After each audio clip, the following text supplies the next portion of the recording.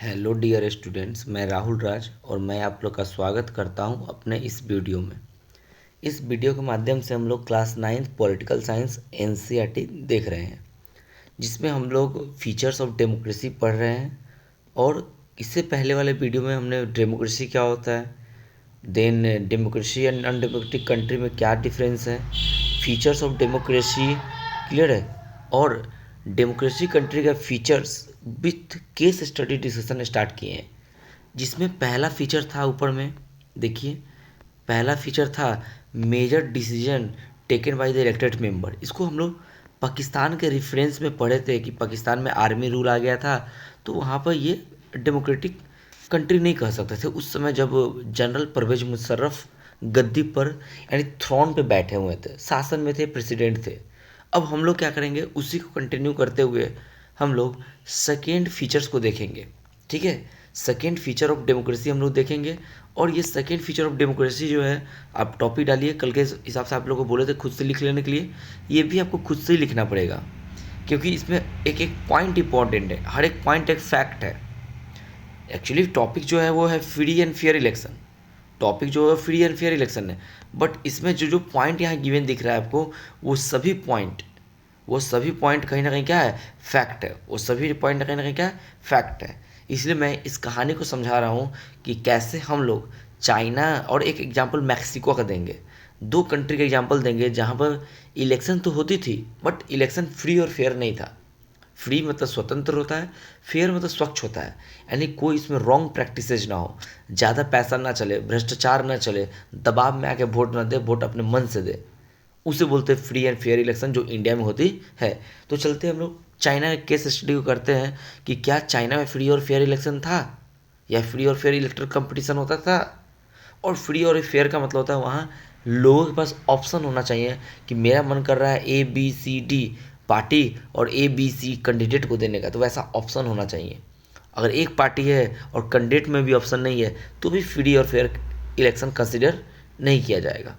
ठीक है, तो चलते देखते हैं क्या है टॉपिक। देखिए स्टूडेंट्स, इन चाइना, मैं थोड़ा इसको डार्क कर लेता हूँ। देखिए, in China elections are regularly held after every 5 years. कहने का मतलब चाइना में हर 5 साल में इलेक्शन होता है for electing the countries parliament. यानी वहाँ जो चाइना के पार्लियामेंट है, जो भारत का पार्लियामेंट है, संसद भवन, संसद, वहाँ के पार्लियामेंट के लिए भी रेगुलर 5 साल में इलेक्शन होता है। तो अगर इसको सुनेंगे हम लोग, तो मुझे क्या लगेगा कि हाँ, अच्छा कंट्री है चाइना और अच्छा वहाँ डेमोक्रेसी होगा। ठीक है, और चाइना का जो पार्टी पार्लियामेंट है, जैसे हम लोग पार्लियामेंट इंग्लिश वर्ड है, ये इंडिया में यूज होता है, और वहाँ के पार्लियामेंट का नाम क्या है, देखिए यहाँ पे लिखा हुआ क्यूरिंगो रेनमिन डाइवियो धाओही, मतलब ये चाइनीज वर्ड है, बट आपको इंग्लिश याद रखना है, नेशनल पीपल्स कांग्रेस। चाइना के पार्लियामेंट का नाम क्या है, नेशनल पीपल कांग्रेस, याद रखेंगे। जैसे मान लो जापान की बात करेंगे, जैसे मान लो किसकी बात करेंगे, जापान की बात करेंगे, और जापान की पार्लियामेंट का नाम क्या है, डाइट है। क्या नाम है, डाइट। सबका अपना अपना पार्लियामेंट का नाम होता है। हम लोग का पार्लियामेंट का नाम क्या है, संसद है, संसद। तो वैसे ही जापान के पार्लियामेंट का नाम क्या है, डाइट। तो वही नाम यहाँ दिया हुआ है, चाइना के पार्लियामेंट का नाम क्या दिया हुआ है, national people's congress, national people's congress. उसी को चाइनीज नाम ये दिया हुआ, कोई दिक्कत नहीं, चाइनीज आप नहीं याद कीजिएगा।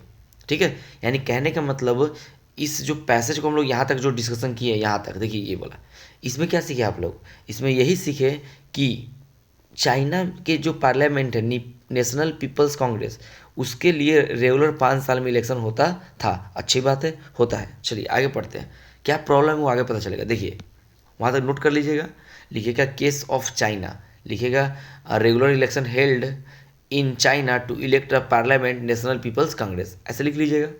और रेगुलर इलेक्शन होता था, ये एक एक पॉइंट कर करके लिख लीजिएगा।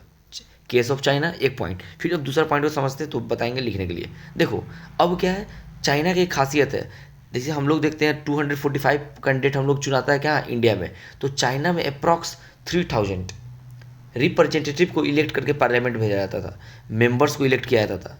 3,000 मेंबर्स को। लेकिन अलग बात है, चाइना में जो भी मेंबर होते थे वो एक ही पार्टी से होते थे, जिस पार्टी का नाम है, यहाँ देखिए, चाइनीज कम्युनिस्ट पार्टी।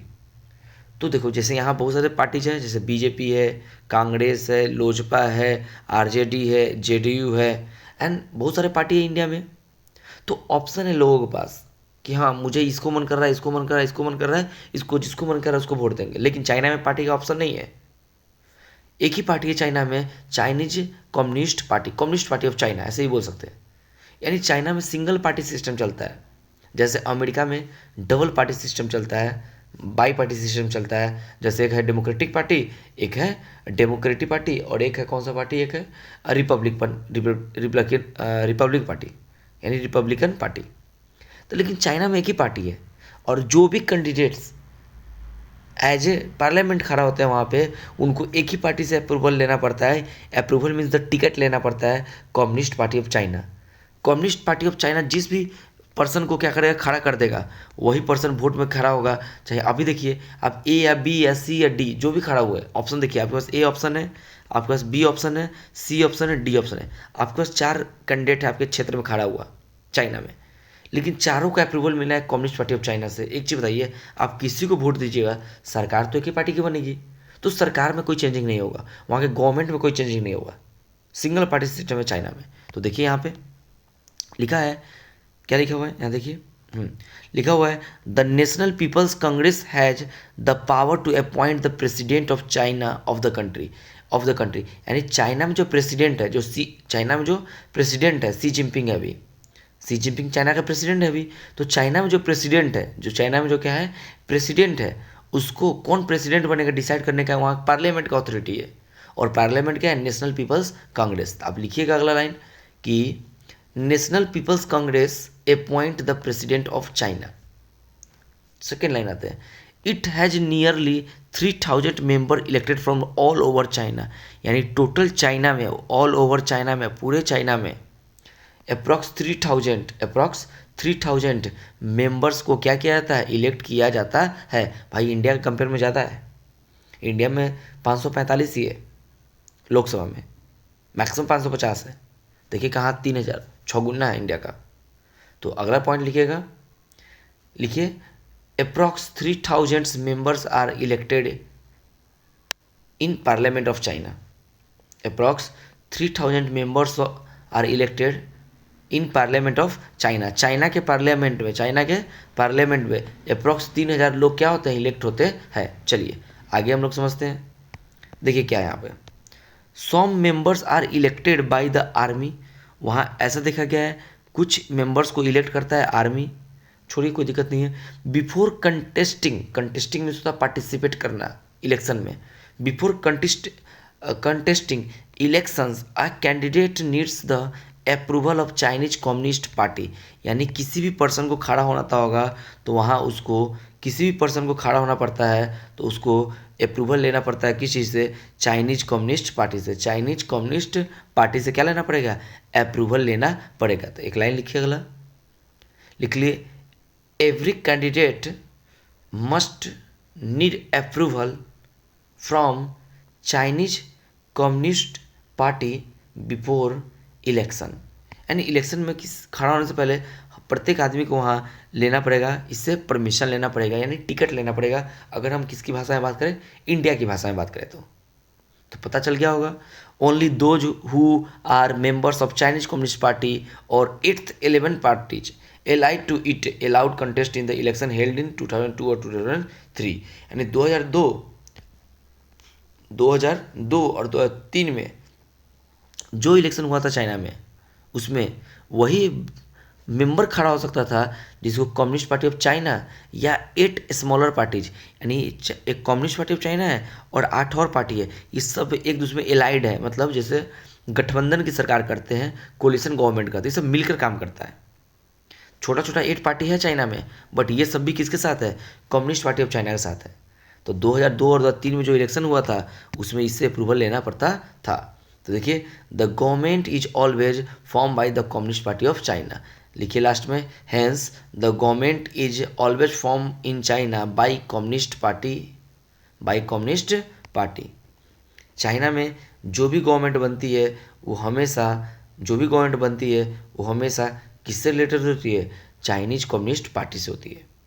तो on this basis of a story हम लोग कह सकते हैं कि चाइना में डेमोक्रेसी नहीं है। समझे? तो आई होप अब चाइना की स्टोरी को समझ गए होंगे, क्योंकि फ्री और फेयर इलेक्शन, तो चाइना की स्टोरी को समझ गए होंगे। अगर आपके पास बुक नहीं तो स्क्रीनशॉट ले लीजिए, इस पेज का स्क्रीनशॉट ले लीजिए। यहाँ तक चाइना का स्टोरी था, यहाँ तक ये वाला, ठीक है, लिख लीजिएगा। अब चलते हैं हम इसी चीज़ को देखते हुए, एक और कहानी दिया हुआ है मैक्सिको का। एक और कहानी दिया हुआ किसका? मैक्सिको का। देखिए एक और कहानी दिया गया हुआ है मैक्सिको का।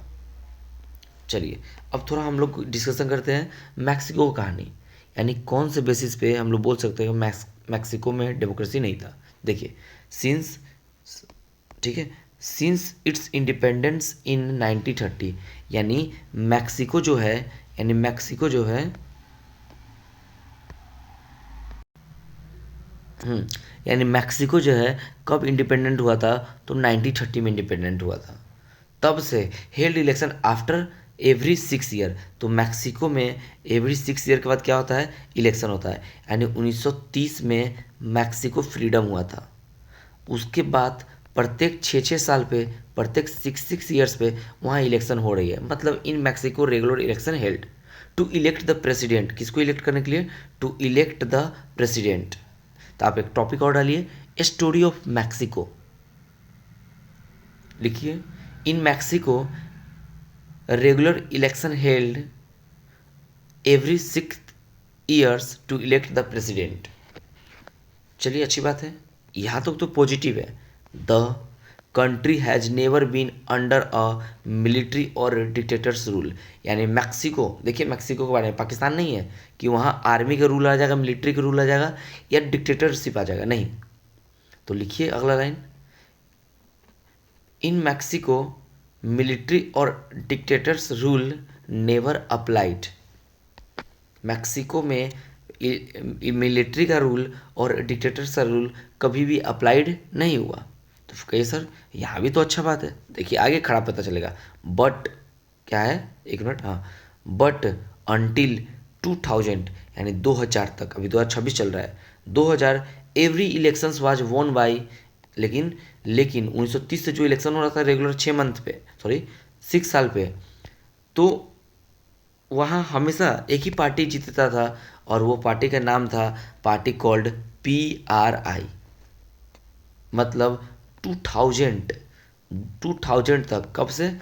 1930 से 1930 से 2000 तक केवल एक ही पार्टी जीतता था मैक्सिको में इलेक्शन, जिसका नाम था PRI। PRI पार्टी का नाम, कैसे BJP RJD पार्टी का नाम है, उनका ही कुछ फुल फॉर्म है। तो उनका फुल फॉर्म क्या है?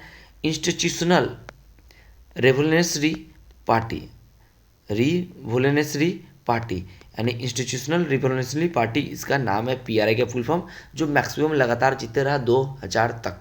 तो अगला लिखिए एक और लाइन, अप टू, या अंटिल कर दो, until 2000, until 2000 single party PRI always वोन, ऑलवेज वोन इलेक्शंस इन मैक्सिको।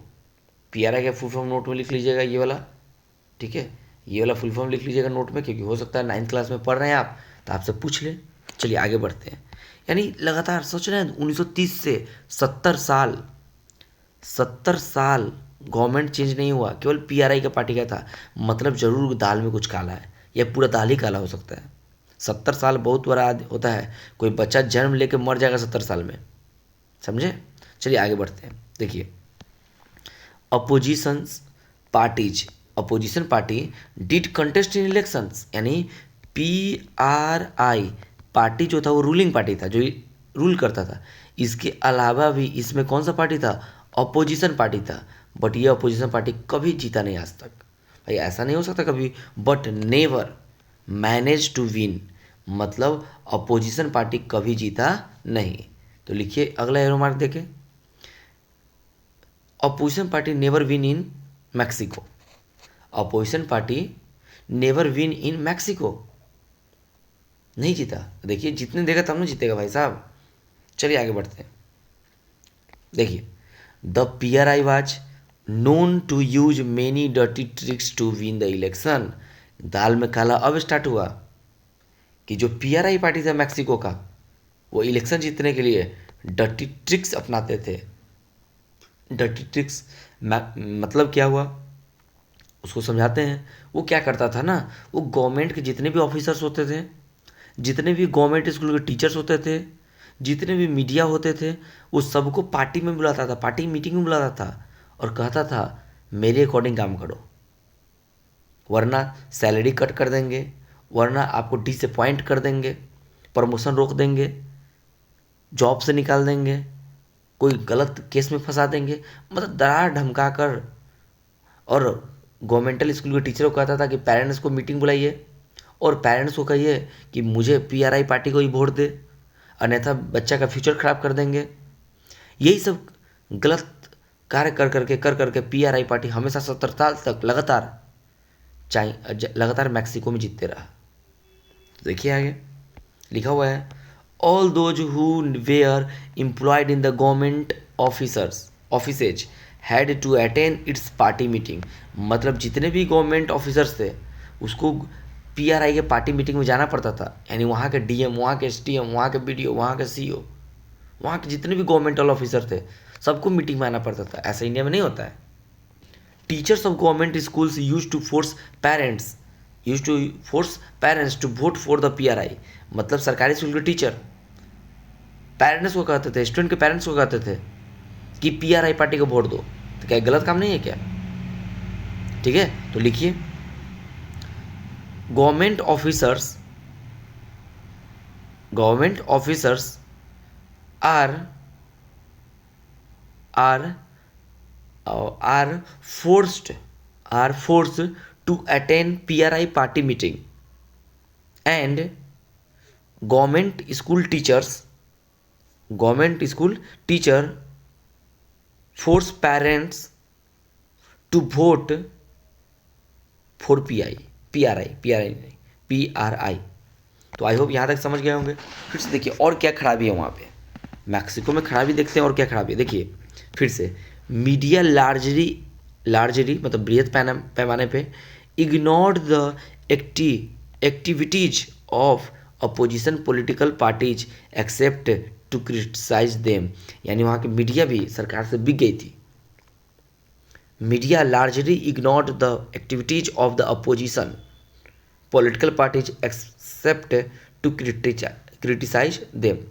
मतलब मीडिया भी अपोजिशन पार्टी जो था उसके एक्टिविटी को प्रमोट नहीं करता था, इग्नोर करता था, लेकिन उसको क्रिटिसाइज भी करता था। यानी अपोजिशन को क्या कर रहा था, क्रिटिसाइज कर रहा था, लेकिन अच्छा काम को उसको प्रमोट नहीं कर रहा था। तो ये पॉइंट सेम टू सेम छाप लीजिए। चलिए अब आगे चलते हैं, इस पॉइंट को आप लिख लीजिएगा सेम टू सेम। इसमें क्या एक कट करें, देखिए ये जो पढ़ा रहे हैं ना, आपको एज ए पॉइंट को याद रखना है कि क्या क्या कैरेक्टर्स है। एक्सप्लेन करने में काम आएगा, किसी को समझाने में काम आएगा, लिखने में काम आएगा, अलग से स्टोरी पूछे तो। अब देखिए क्या है यहाँ पे, आगे देखिए यहाँ पे क्या है लिखा हुआ है, समटाइम्स द पोलिंग बूथ्स जहाँ पर वोटिंग होता है, वोट कास्ट जहाँ पर होता है उसको बोलते हैं polling booths, were shifted from one place to another place in the last minute. यानी जब वहाँ इलेक्शन होता था कहाँ, मैक्सिको में, तो मान लीजिए यहाँ पर पोलिंग बूथ है, उस पोलिंग बूथ के 2 मिनट पहले, 5 मिनट पहले, आधा घंटा पहले, 20 मिनट पहले कहीं और शिफ्ट कर देता था। तो आदमी को जाना था ए जगह पे, जब यहाँ पहुँचा पता चलता यहाँ पर है नहीं, बी जाना पड़ेगा। फिर आदमी कहेगा भाग, कौन जाएगा, छोड़ो नहीं जाएंगे इलेक्शन वोट देने। तो हो सकता था इसका जो सपोर्टर जाकर देगा, जो अपोजिशन का था वो कहेगा कौन सरकारी चीज़ जाता है, नहीं जाएंगे। तो ये भी एक डर्टी ट्रिक्स है जो मैक्सिको में चलता है। ये भी एक डर्टी ट्रिक्स है कि पोलिंग बूथ का शिफ्टिंग होता था। तो लिख लीजिए, sometimes polling booths were shifted from one place to another place in last minute of election. Polling booth were shifted from one place to another place in last minute of election, मतलब last में 5 minute, 10 minute, 20 minute पहले, which made it difficult to people to cast their votes. और इसे क्या हुआ, लिख लीजिए points पूरा अच्छे से लिख लीजिए, इसको भी लिखिए। यानी कहने का मतलब पोलिंग बूथ का शिफ्टिंग हुआ पोलिंग बूथ का शिफ्टिंग हुआ, इससे बहुत सारे वोटर्स वोट नहीं कास्ट कर पाते हैं, वोट नहीं डाल पाते थे प्रॉब्लम के कारण। कब कौन जाएगा देने? तो इन सब तरीका से पैसा भी ज़्यादा खर्चा करता था कौन? PRI।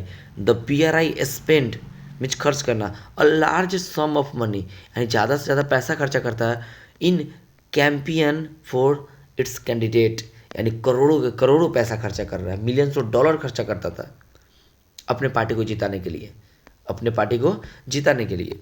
ठीक है, तो आप यहाँ भी इसको भी नोट कीजिए कि लिखिए, and PRI party spends large money for campaign of candidates.